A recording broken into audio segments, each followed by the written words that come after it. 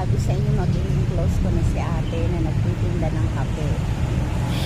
Ilang pang 3 araw ko pa lang siya nakakausap at nakikita. Ayun. Close na kami. Dahil tulungan ko daw siya ng pampuhunan sa kanyang tindahan. So, di ba gusto niya na magtiwala agad sa akin ng ganun. So, talaga ako sa ganun. Kala siguro, matira ang atin, no? So, dito tayo ngayon magpapaaraw. Inaantay ko yung pagsikat ng araw. Kasi hindi na ako naaarawan. Ay, kahapon naaarawan pala. So, wala akong driving lesson today. Bukas na. At di kaya ng power ko. Gusto ko magpahinga, gusto ko matulog after nito.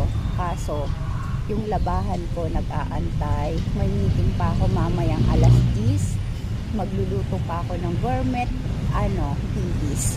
So ayan, abangan niyo yung aking gourmet bilis na lulutuin mamaya. So ngayon, pakape-kape lang muna tayo dito. Ayan ang aking view. Pero mas maganda dun sa MMDA Park tumambay kasi talagang nakaka-relax. So bukas, doon naman tatambay ang ating at magbumuni. So ngayon, dito muna ako.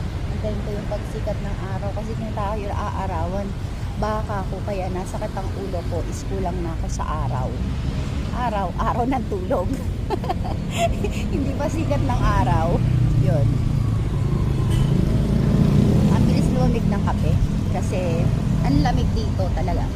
At napansin ko dito, onti na yung nag-walking pero sa gabi daw kasi mas marami. Mas may time sila sa gabi kaya sa gabi sila nag-walking. So dito lang siyempre alone tayo.